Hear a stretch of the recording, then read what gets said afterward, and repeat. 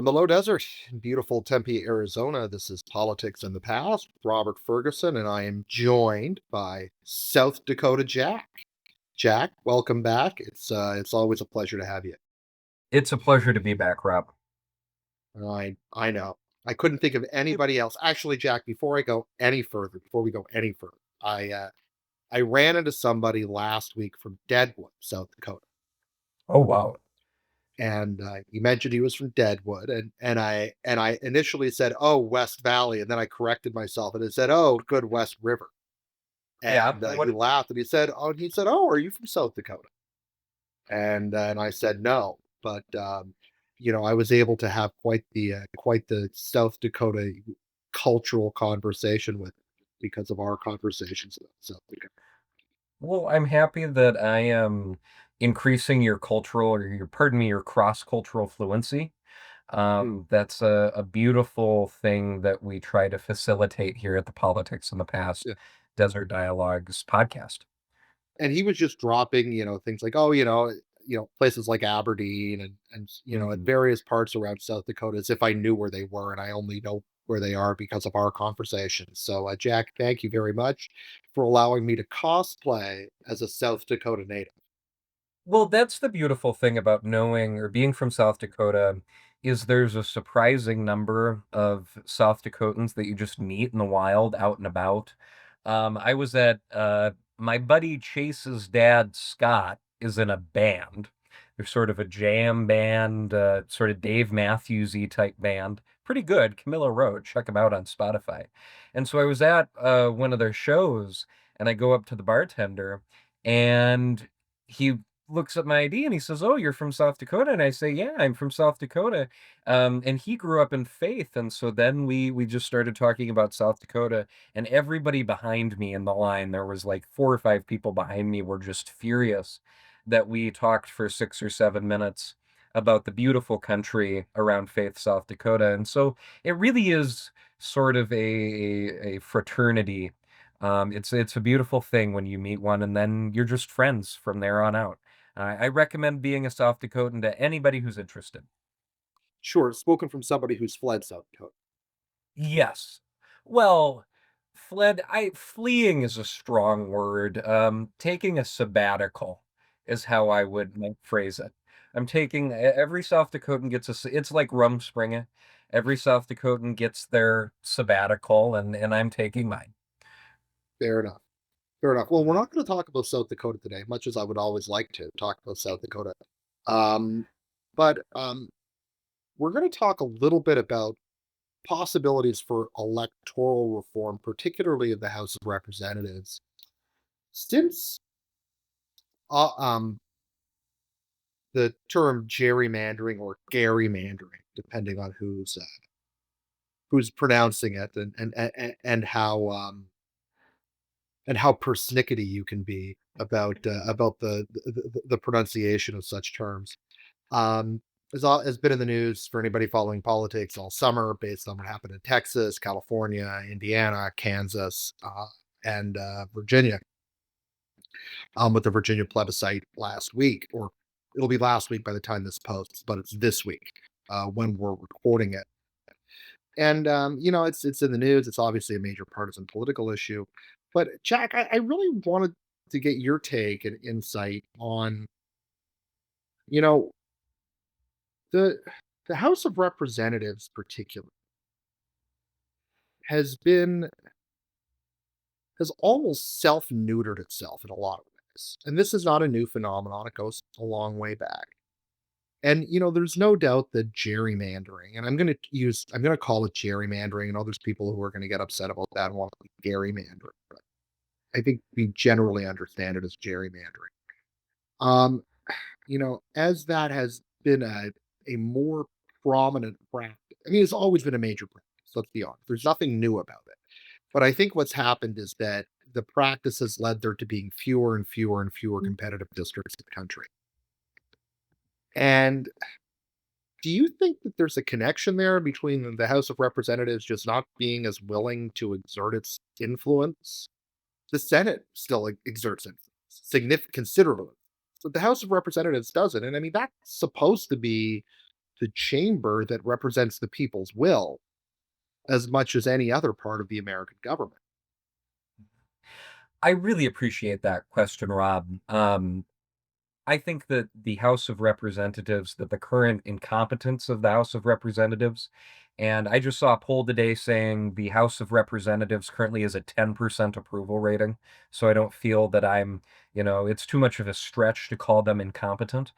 The House of Representatives, or the incompetence of the House absolutely relates to gerrymandering because, when you look at the effects of running in uncompetitive elections, there is a vast body of political science research that indicates that that means you become a complacent legislator. Two researchers, Kaniski and Ueda, in 2011, I believe it was, found that legislators, when they run in uncompetitive elections, they introduce fewer bills. They vote on fewer bills. They just show up to work less often. And so when you have legislators becoming complacent, knowing that they don't have to work hard at legislating to get reelected because they're just going to get reelected in an uncompetitive or uncontested election, uh, then you have a body or a legislative body that is not legislating, that has forsaken its title duty. And so when you see the incompetence of the House of Representatives and the ensuing public disapproval of the House of Representatives, that absolutely stems from uncompetitive elections that are driven in large part by gerrymandering. Yeah, I mean, I hear you, but most of these, most even in an uncompetitive district, there is a competitive race. It's the primary. They're always facing a threat in the primary, either the threat that they're going to be primary or the occasional actual opponent to it. So, And I that's mean, yeah. absolutely. So a district might be a one-party district. I mean, I guess like a lot of my own research is deals with the American South at the time of Jim Crow, where it's pretty obviously a one-party state, right? The whole region, the Democratic Party dominates almost everything, not everything, but almost everything. However, and so the actual general elections are completely uncompetitive. However, the primaries are very competitive. And that's a really good point. And I appreciate the opportunity to make my phrasing more precise. What happens is that you absolutely have competitive primary elections, but those don't necessarily engender lawmaking, where the goal, especially today in a primary election, or what wins you a primary election, is not your ability to compromise with the other party to pass legislation. In fact, many primary election voters see compromise as forsaking your partisan duty, forsaking your ideological purity to compromise to pass legislation. And so I think the effect of a lot of those competitive primaries is to, in fact, reduce the amount of legislating that occurs because it incentivizes not compromise, not conciliation, but rather ideological purity and partisan fighting is how you win those primaries. And so you're absolutely right to say that there are competitive primary elections happening, but I don't know if those actually lead to legislating and the passing of bills, which at the end of the day is what Americans broadly want. They see Congress as being incompetent. They see Congress as not responding to their needs, as sort of bickering with one another rather than getting things done. Okay, do we really want Congress passing more laws? Do I personally want Congress to pass more laws, Sure. or do the American people sort of generally? Yeah, Personally, let's start personal and then we'll go more broadly. yeah, I would prefer that Congress pass more legislation because I see the United States as sort of a continuing experiment in democracy, striving towards that more perfect union. And in order to continue that experiment, in order to move the arc of history closer to justice, if you want, you have to pass legislation. That change is not created by sitting around talking in committee hearings or doing hits on CNN or Fox News. change occurs from legislation. And so in order for that to occur, you need a Congress that legislates. I would argue.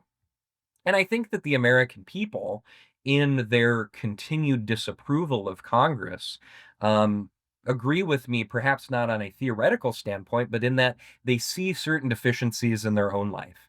They see that or the price of gas or groceries is too high, or that their wages aren't going up, or that they see certain social issues that they don't agree with, and they want Congress to act on those things. They don't want Congress to sit by and allow those things to just continue. And so I think both me personally and Americans more generally would prefer Congress to act as opposed to not act. I hear you. I hear you. I suppose I just have this ingrained skepticism that even when Congress is passing laws, that they're necessarily passing good ones. The mere passage of a law doesn't make it good. I mean, even if, Congress passes some piece of legislation, we can celebrate the fact that they passed a piece of legislation, but it doesn't necessarily mean it was good legislation. And in fact, that maybe the status quo ante was preferable to the legislation that was passed. And so all sorts of terrible legislation has passed through the House of Representatives, enthusiastically passed through the House of Representatives, and celebrated as being through the House of Representatives. So I guess I'm kind of torn here because I recognize that the House of Representatives is the best body through which I think good legislation can emerge. However, I also think that in many cases, and theoretically, maybe not in reality, um, you mentioned like we should have do more for gas prices and groceries. It's like, do you trust Congress to pass good bills to address those things? I don't. I mean, even the best Congress, I wouldn't trust to pass bills to address those things. And I suppose in response to that, I would have to defer to President Franklin Roosevelt, who said, when you encounter a problem, He liked people deferring to it, by the way, so he'd appreciate it. of course, he said, in response to a problem, try something. And if that doesn't work, try something else. But above all, try something. I agree wholeheartedly with you that Congress as a whole does not present themselves as competent or reasonable legislators. Um, I don't think that necessarily, where I disagree with you, is I don't think that that's derived from the actual quality of the legislation that's being passed through the House of Representatives, if only because most Americans don't know what legislation is being passed through the House of Representatives. It takes um, a fairly ingrained political mind to be following congressional activity that thoroughly. I think it comes from the general perception that Congress isn't acting or isn't working. And that ultimately, I think, comes from the partisan nature of politics that comes ultimately from gerrymandering. People don't see their congresspeople legislating, they see them talking on the news, they see them arguing on social media. And so I think that doesn't come from the perception that they're acting incorrectly, but rather from the perception that they're not acting at all. I think that's correct. I think there is a desire to see Congress people and passing more legislation. Again, I just have this ingrained skepticism that more laws do not mean better governance. And the members of the US House of Representatives have given you every reason over not just the past month, but over the past 30 years Right. So, to make you just feel that way. I'm going to plug my own article here for a second. I've got an article coming out in Policy History Journal where you mentioned the Franklin Roosevelt, try again. My argument is that the Farm Bill, the 1938 Farm Bill, which is the first of the major farm bills. 1933, there's the Agricultural Adjustment Act, but that gets overturned in the Butler decision by the Supreme Court. And so the sort of the primary ancestor of the modern Farm Bill is the 1938. And that's a consequence that's a congressionally developed bill that is try again, Mhm. try again. And it is a dog's breakfast of a bill, man. And farm bills ever since have been messy, for Yeah. lack of a better word. And they have basically functioned on the principle of of diffuse costs and concentrated benefits. Now, this is not my, I've got other work coming out that's saying that government absolutely has a role to play in agriculture, and federal government has a role to play in agriculture. I'm not crude libertarian on that, but the notion that, and that's just because of structural forces and problems that farmers face that are not easily necessarily addressed through private credit markets, et cetera, and insurance. But the notion that the Congress just needed to act. All right. I mean, okay, it acted and it created the Farm Bill. And maybe the day after the Farm Bill was passed, America was in a healthier spot. I don't know. Farmers were. Mhm. Yeah. Whether I it was mean, we better for the can nation as a say, whole, I don't know. yeah, we can certainly say that if Congress hadn't passed the Farm Bill, that America would probably be in a worse spot. But I don't know. yeah, but we've never not done that. So I don't know. I mean, so yeah. obviously we're dealing with hypotheticals here, which is Mhm. but anyway, that's my take on that. And if you're so if people are really interested in having conversations about this is something I like to do. This like I'm not again I'm not a I respect Congress. Um I want legislation to emanate from Congress. I want Congress to do the heavy lifting of legislative work. And the reason for that is I think the congressional process is the most effective process. I don't want it coming out of the West Wing. I don't want it being decided by the Supreme Court. I've got another project I'm working on right now that it's not really related to Congress, it's related to parliaments and the importance of legislation emanating from the commons. Uh, and the same thing for the US Congress. But I guess I get I find that just the notion of more is better is I'm not sure. Yeah. And I appreciate that you said that because I think that, and this is what often happens on this podcast, we agree with one another. We're just articulating different halves of the same problem, which Mhm. is you perceive Congress to be, or Congress people to not be competent lawmakers. And so then are That's not true skeptical. for all of them. I want to be very clear. I think there's a lot of them No, that aren't, not all. And yeah, not all of them, but and Congressmen many and of women, them. there's on both Yeah. parties. I think there's some Mhm. tremendous ones. Yeah, but there's a sizable contingent, shall we say, who are not necessarily competent lawmakers because that's not what they were put there to do in their primaries. And so you're skeptical then of the notion that we just need to have these people pass more legislation. And I am arguing that the American people want Congress to pass more legislation because they see partisanship as bad and creating gridlock in Washington. And I think that those two things actually come from the same problem. We agree with one another in that we agree that partisanship or enhanced partisanship, ultimately coming from gerrymandering, has a negative influence on Congress because it both decreases public perceptions of the competence of Congress and decreases the amount of legislation that comes from Congress. These are just two symptoms of the same problem, Sure. is how I I mean, would that makes sense. articulate. Okay. We've discussed this problem to the point where I mean I don't think we can go any further with the conversation. Uh, Mhm. and I think you're right. I think you've neatly crystallized it. So, however, we're in this moment where um, Virginia passed, or there was a plebiscite in Virginia where that will permit the Virginia government to essentially draw districts to make sure that it is a full Democratic delegation going to Congress for the next two cycles. right? Because this is a mid-census redistricting, so it wouldn't count for 2030. It's a mid-tenure, sorry, so it would only count for the next two election cycles. And this is in response to what was happening in Texas, and California has done something similar. Um, and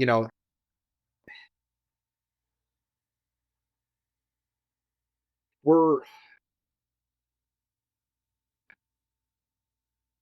what does it mean now for citizens if like, let's just say we get to the point where in 2 years' time, by the 2028 electoral election cycle, there's like five competitive districts in the country. It's Or the only place where there's competitive districts, let's be clear, the only place where there will be competitive districts is when there's split government. It's where there's split governments. I'm underselling it to say that it's bad.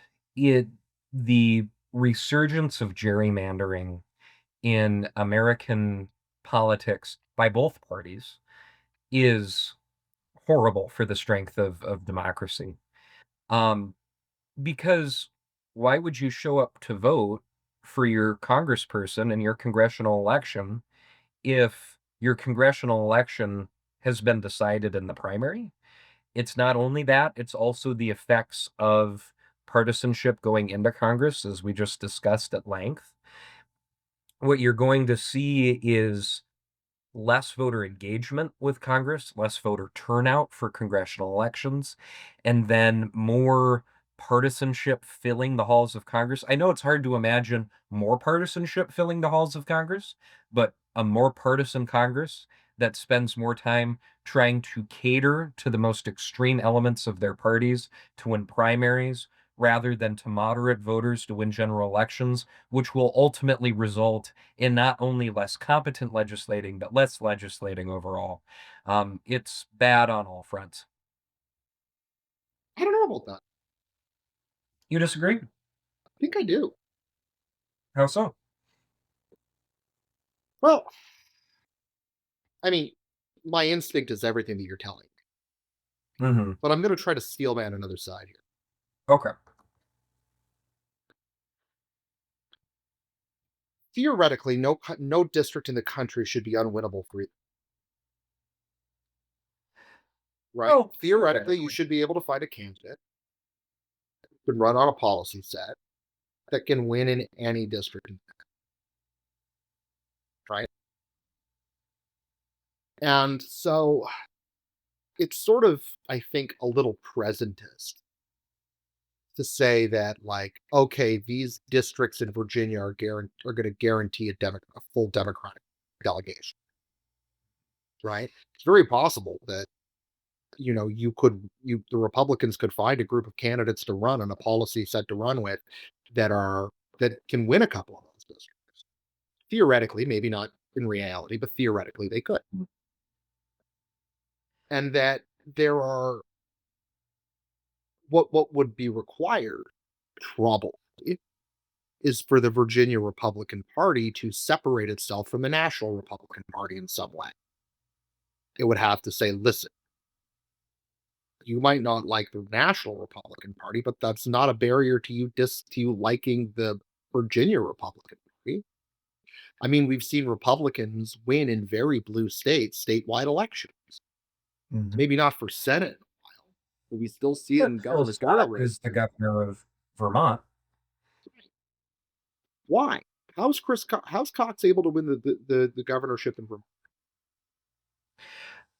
and I think Phil Scott is a unique figure. I agree with you. Theoretically, that would be the way to get around it. Well, Um, no, that's I mean, my point is that it might force it. yeah, I can say, from my experience as a South Dakota Democrat, trying to do not because of gerrymandering, but just because South Dakota is so red, there's not enough people in South Dakota to gerrymander. Um, but my experience with that is that the South Dakota Democratic Party has tried in the past to do what you are proposing, where they will say, look, what the South Dakota Democratic Party stands for and what our candidates stand for is not what the National Democratic Party stands for. And there have been candidates who have done that and been somewhat successful. I would point to Billy Sutton in 2018, who was a very, very moderate Democrat, pro guns, a very almost like very, very moderate Democrat. Probably wouldn't be a Democrat in many other states. And so, but that only gets you so far. Billy Sutton came much closer to getting the governor's mansion than most other Democratic candidates, but he still came up short because at the end of the day, you have the word Democrat on the ballot. And in a state like South Dakota, the word Democrat is just such is such a burden. It's like running a or it's like being a jockey and having weights on your horse. And you can only go so far before you run into the partisanship of the word Democrat. And it's the same if you ran in the state of Massachusetts as a Republican in the Trump era. There's only so much you can do until the word Republican just stymies your chances. There are just too many voters who will not, on basis, vote for a Democrat in South Dakota or a Republican in Massachusetts in the Trump era. That didn't used to be true. Massachusetts, until fairly recently, had Charlie Baker, a Republican governor. South Dakota has had Democrats, has had Tom Daschle and Tim Johnson. We've talked about it in the past, but in the Trump era, I just see that partisan label as being too debilitating for even the most bipartisan candidate to overcome. Sure, but I mean, Charlie Baker was governor until 2022. So the word Republican was not a barrier to Charlie Baker being elected in 2018. You I know, would argue that Charlie Baker and Phil Scott also, and Phil I Phil Scott is sort of Scott. the last of this kind because they were fundamentally pre-Trump figures. They were able to build their political brand in that pre-Trump era. Were able to sort of forestall some of that effect in a way that new candidates who are just now getting their start in politics can't replicate. And also, that brand can only take you so far. I would point to Larry Hogan in Maryland, who's been in politics since the 70s, voted on Nixon's impeachment in the House Judiciary Committee. He was the governor of Maryland also until 2022, managed to forestall against that same partisan effect in when he was running for governor. But then he tried to run for Senate in this last cycle, and it was just too much. He just couldn't swing it. Well, yeah, And so, but in the Senate, we're dealing with mm, what is ultimately a national. You're running as a member of the National Party for Senate, right? mhm, Theoretically, you're not, but let's be real. You're going to go to Congress, and Larry Hogan was handicapped not only by by being a Republican in that race, but he was also handicapped by the fact that that the Republican voters in Maryland didn't like him by that point either, sure. right? I mean, so he was trying to do something at a very difficult moment. And there's no doubt that trying to triangulate in certain election cycles is bloody impossible. Mm, Okay? But that's not true in every election cycle. I mean, we're gonna look at Georgia. We look at Georgia here quite a bit because that's where I just spent a lot of time, and I think it's a fascinating political state. I mean, Georgia is it's a purple state, but I think on most days it's an R+4 state, maybe mhm. R+5. Okay, if you have all things being equal, I think the Republican wins by 5 or 6 points in a statewide race. Yeah, And yet John Ossoff's probably going to win in November, the Senate seat. yeah. And I like think it just flipped to like it Trump won it in 2024. But I think you're still going to have two Democratic senators. Um, and I'm almost certain that the Republican's going to win the governorship race at the same on the same election day, and that Ossoff wins the Senate seat. And so I guess my point is that I mean, now that's a purple state. I understand that. But my point is that I think the story of political polarization is overtold. And I think people are less sticky to their partisanship. Like there is a group that is very sticky, Mm. but I think we've seen enough fluctuations in split ticket voting and um, that things aren't permanent. Just because somebody's a Democrat today isn't going to make them a Democrat in 10 years. Or just because someone's a Republican today means it doesn't necessarily mean they're going to be a Republican in 10 years. So even if this map was to stick in Virginia permanent, the new map that they're going to draw that massively privileges Democrats, um, there's no guarantee that in the like maybe in 2026 it leads to a huge Democratic victory.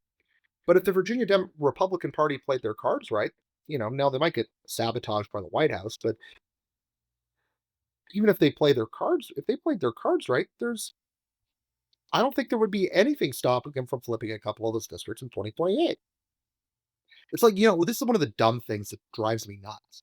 Is that, when there's talk about making Puerto Rico and Washington, D.C., giving them statehood so that they would get 4 Senate seats. And the typical Republican problem with that is like that they're going to be blue. And it's like, well, whose fault is that? Right? It's like, I'm not saying, if I, there's nothing stopping you from running a credible winning candidate campaign in either of those. Like maybe DC. DC would be a really big lift. But let's say Puerto Rico. Oh, it's absolutely possible in Puerto Rico. Right? The Puerto Rico's congressional delegate in Congress right now, correct me if I'm wrong, but I believe she's affiliated with the Republican Party. Yeah, I'd have to look into it. I'm not an expert on Puerto Rican politics, but which actually that would be a great episode. Puerto Rican politics. Write that one Yeah. down. Well, I'm not right. an expert. Yeah, I'm not an expert in Puerto Rico politics, but my point is that like let's say that you were to get Puerto Rico statehood in 2034 or something, that they give them statehood, they could have a Senate elect, and they'd have a Senate delegation in 2034. There's nothing stopping a Republican Party from getting established and setting up an organization and running a winning campaign.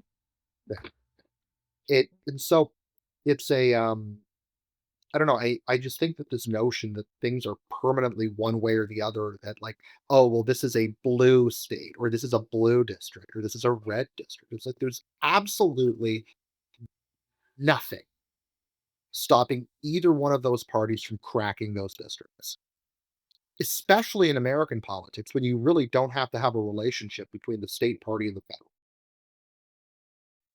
I think that's a good point. I think the perfect example of that is Miami. In 2016, Hillary Clinton won the Miami metro area by a ridiculous margin. It exceeded 20 points. I forget exactly how many, but it exceeded 20 points. And it was considered to be just this democratic stronghold of votes in Florida. By 2024, Donald Trump won the Miami metro area. Just won it straight up. And it wasn't even a plurality. He won a majority in the Miami metro area. And so you're absolutely right to say that in the long run, or even in the medium run, it is hubris to look at politics as a fixed or political affiliation as a fixed thing. And so I think that where I'm coming from is very much looking at the next election. And I think that a lot of like the next election is the election that matters until the second Wednesday in November. Right. Um, and so, as we talk right now, I think that the partisanship in Virginia is ultimately going to determine who wins those congressional seats in 2026. For 2028 and then going forward, you're absolutely right to say that at some point the Republican Party of Virginia, and this is the same thing as the Democratic Party in Florida or Texas, has to take some agency and say like we're a Democratic Party, our job is winning elections. At a certain point, we can't throw up our hands and say certain elections are unwinnable. You're either in the game or you're not. Yeah. or you be And or you're either in the game to win at the statewide level, or all you're there to do is to suck up patronage positions when your party controls the White House. Mhm. That's and it. And and I if think if that's it's the latter, if that's what you want to be, fine. But like, but don't call don't yourself a complain. political But don't complain.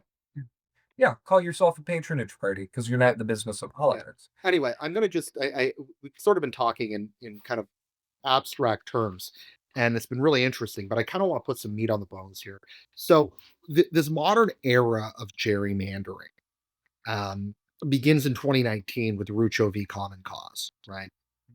And what happened is that it was a 5-4 decision where where Roberts, chief, wrote the decision, and he basically said there's really no way for the courts to interfere in partisan gerrymandering.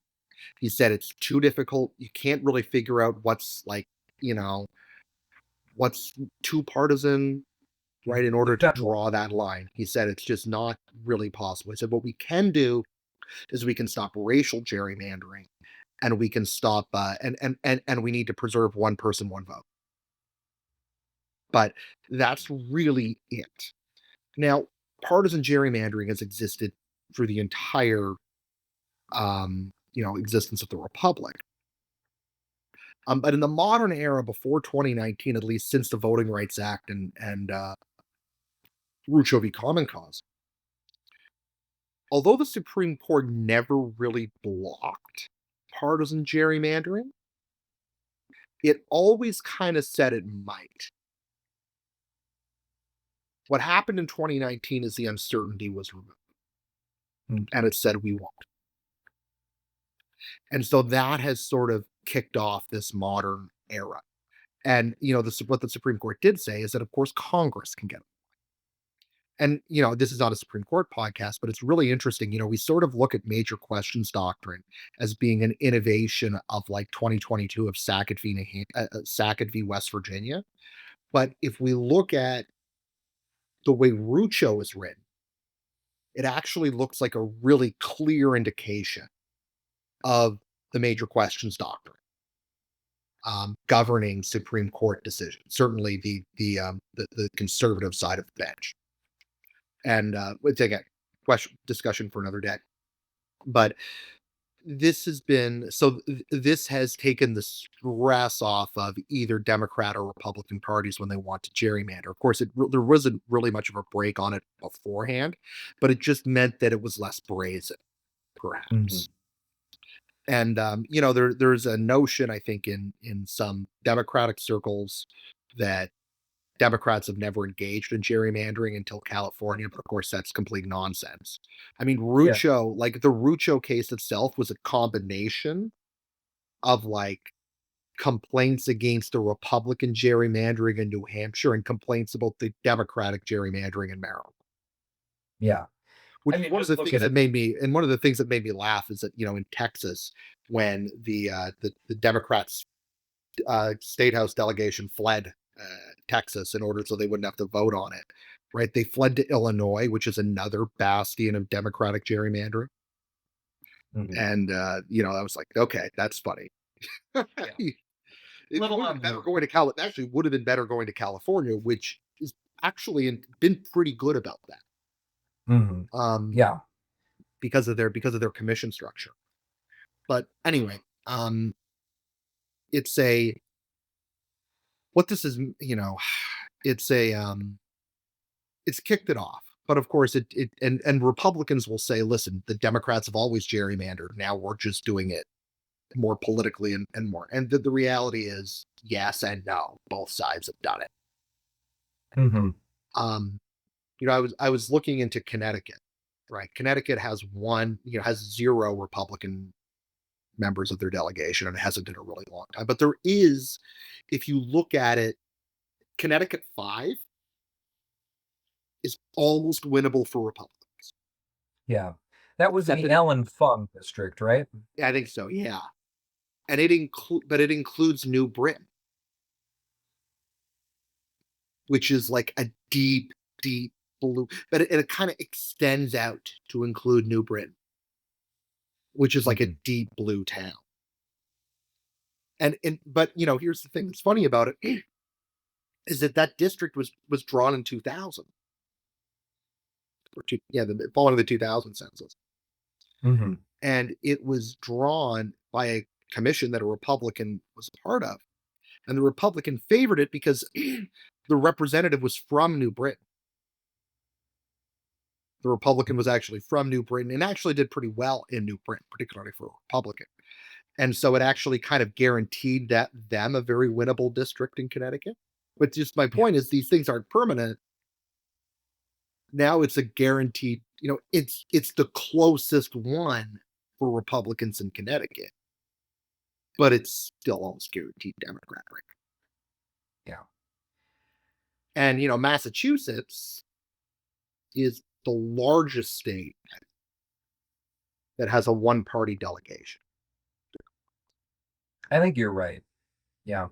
And you can look at ways of drawing a map without many changes that could probably get two Republicans elected. And conversely, Utah has an entirely Republican delegation, but that's because they pizzaed Salt Lake City. Yeah. Mhm. And so it's and that all of this predates 2019. Yes. You're So what we're seeing in 2019 is since 2019 is just sort of the officialization of this process.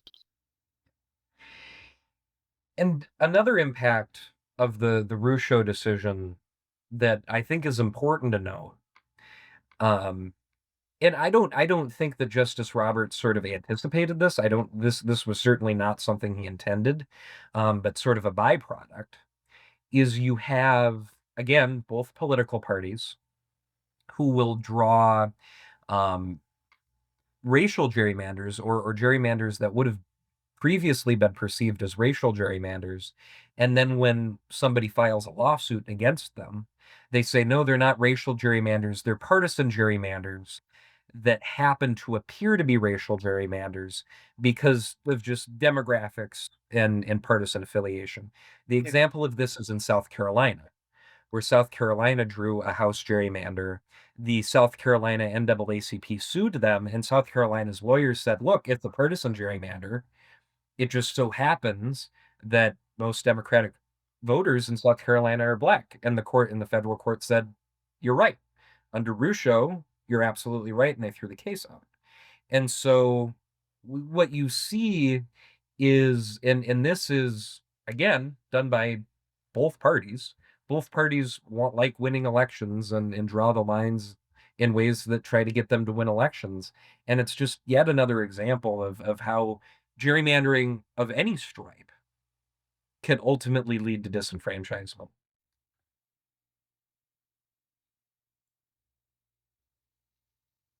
yes, it can. And it's a so what's the alternative? Yeah. You want honestly, the Yeah. way that they do districting in the United Kingdom, it's an just a government agency that draws, constituency lines in the House of Commons, or for the House of Commons, pardon me. It's not political. It's bureaucrats who do it on a national level, and to be perfectly honest, I the only way I can see to take the politics out of drawing district lines is to make it boring and bureaucratic and dull in the way that they've done it in the United Kingdom. I don't know if that's something you can do retroactively. I think that one of the reasons that they've been successful about it in the UK is ever since the elimination of rotten boroughs, the sort of drawing of constituencies hasn't been the political football that it's been in the US, not to the level it's been in the US. And so sort of backtracking our partisan history in gerrymandering, um, I don't know how possible it is, but to take the politics out of it and to make it a boring, dull, bureaucratic task would be, in my mind, the optimal solution.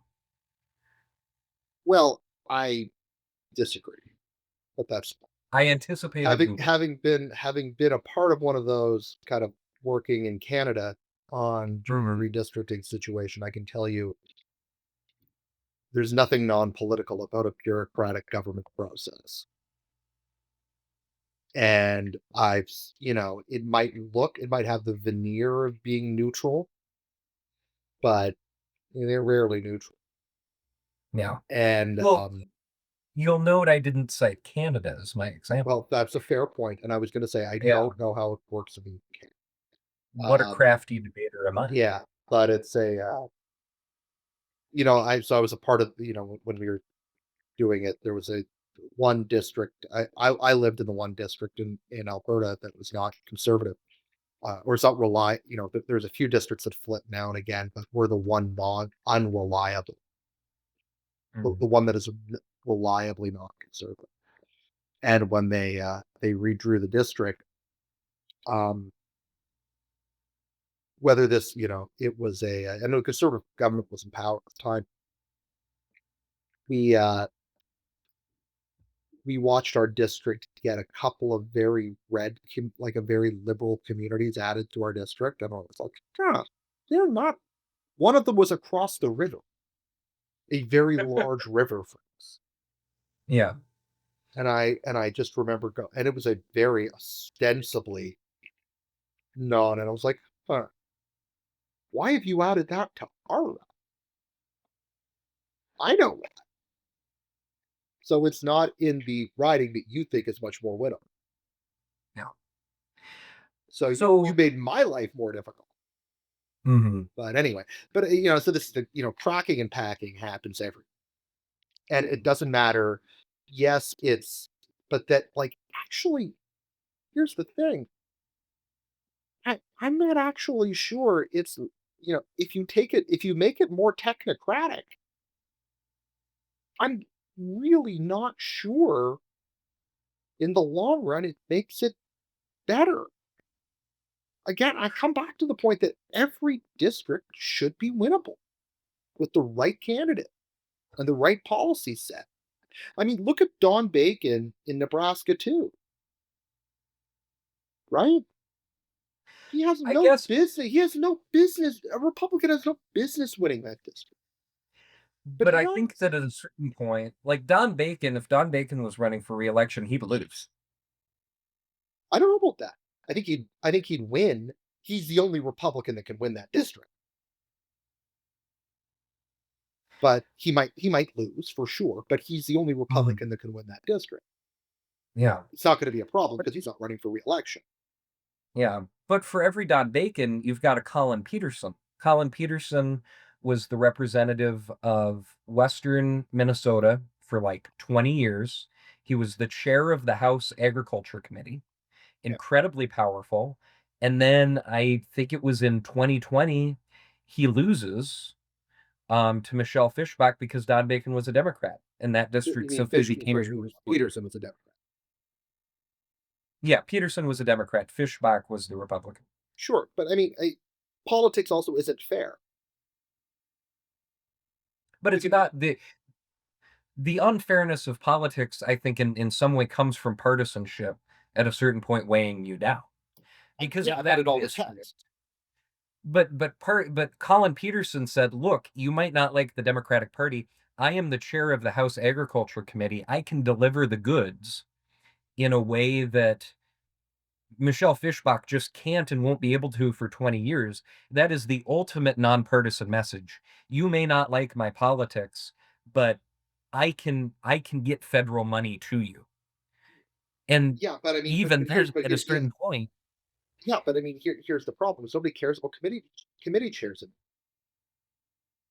that's the part. This is the because problem. partisanship outweighs it.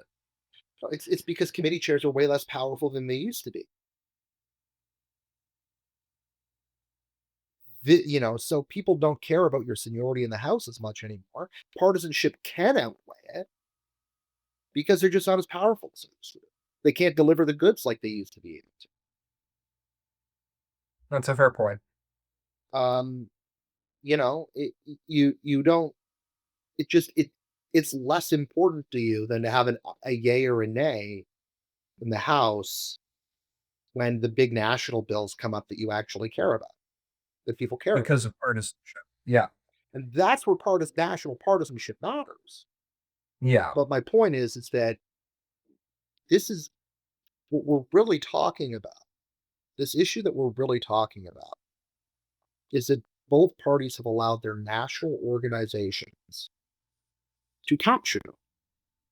Mhm. Both Yep, sides you're are captured by mm, their national organizations, the national narratives, the national message, etc., the national fundraising. And we don't have parties that defend, that are creatures of their states anymore, the national creatures of their regions or creatures of their local interests. And instead, we have broad national parties, which is fine. But that means that how a group generally feels about abortion, or about how a population and a community generally feels about abortion, is going to determine every election. Is going to determine that whether a Republican or a Democrat wins that district. And that's a little silly. Um, we agree. yeah.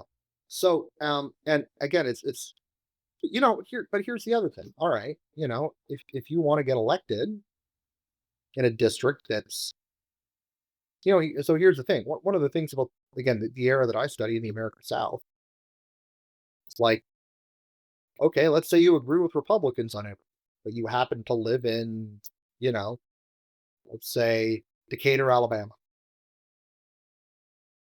Are you going to be a Republican? No, you're going to be a Democrat. Why? Because you might win power as a Democrat. You're never going to win it as a Republican. So there's nothing stopping, again, like, okay, so you're a Democrat or you're a Republican in Baltimore, right? Great. Good that you're a Republican. You can even vote Republican in national elections if you want. Maybe you're better suited to join the Democratic Party so you can actually influence policy, right? Look a while. In a more conservative direction. Yeah. And I don't know. I just I this stasis, this somehow, like, we cemented this permanent state of affairs where, we have these two camps and they will never meet. And yet all we have is evidence that people do cross ticket voting. Maybe not as much as we'd like, but there's all sorts of. And my concern is, I guess, that it becomes a self-fulfilling prophecy. That if we assume that New Britain, Connecticut is Democrat and is always going to be Democrat, well, then the Republican Party just writes it off entirely. And I think that's maybe what's at the center of this, is that money is scarce, especially political money is scarce. And if you just know, and so if you're the Republicans or you're the Democrats, do you really want to pour money into House races? No. Do you want to pour money into Senate races and the president's race? So the president's. This is why, when the race in Texas between Tallarico and whoever wins the Republican nomination is going to be unbelievably expensive, right? And so one of the advantages of Don Bacon not running anymore in Nebraska too is the Republican Party's not going to have to spend any money in Nebraska too. It's going to go Democrat, but they aren't throwing any money on it, which means that's more money they can spend in the Texas Senate seat, which matters. And so I just, like, I think actually both parties are totally cool with this.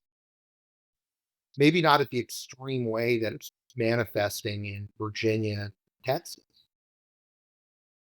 but I think that both parties are generally okay with this, because it means that, like, if there's very few competitive districts, it means that as long as there's a general balance between the two, think as long as it's like, okay, we're going to have, you know,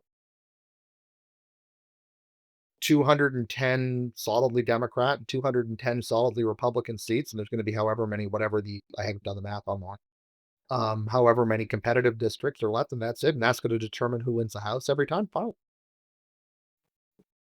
It's cheaper. It's cheaper and it Yeah, allows you to use your resources more efficient.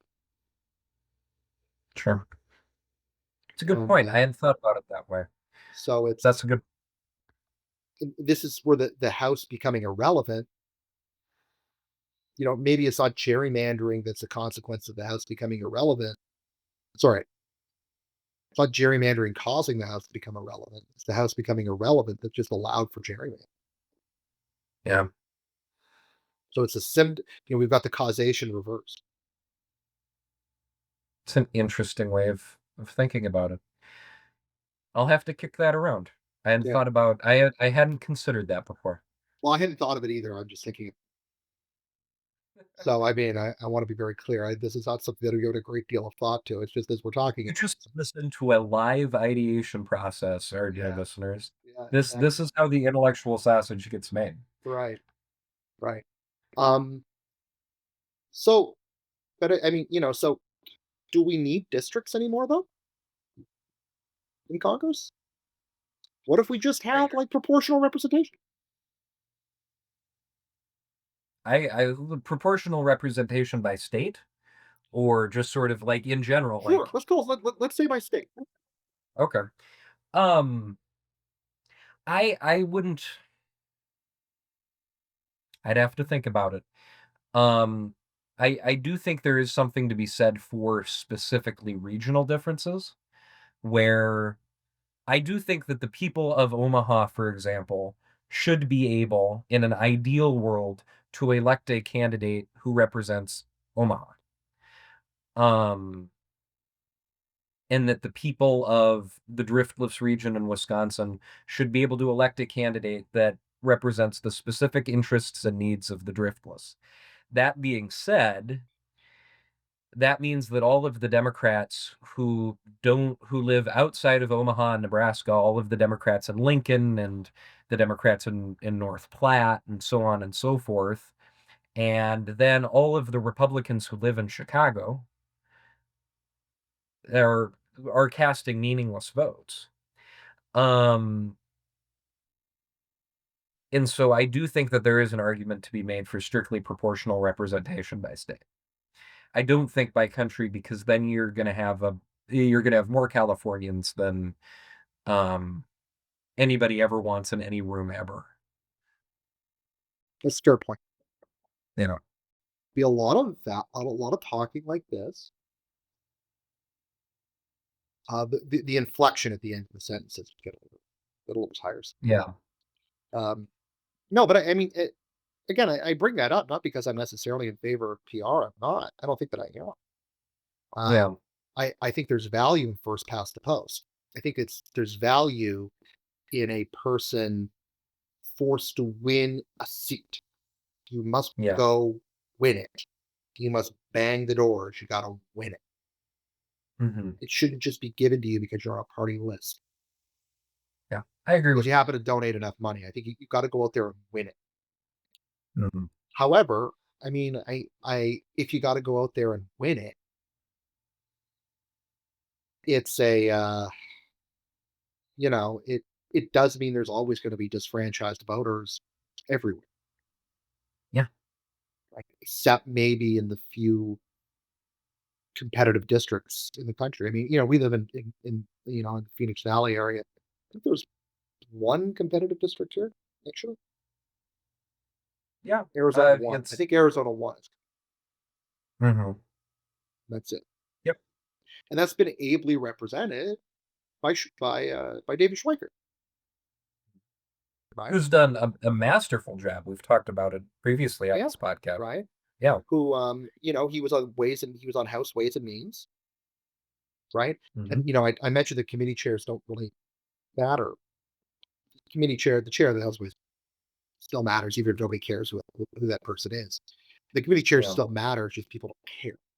Um, but although they still don't matter as much as they used to. Um, but if you're on Ways and Means, that means you do actual legislating, you do actual work, and maybe it's not a surprise that the person who's best qualified to sit on that committee comes from somebody who has to win a competitive district.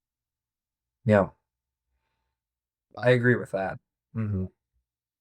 Yeah. anyway, well, we've talked for too long, Jack, as usual. I've talked for too long. I didn't let you talk.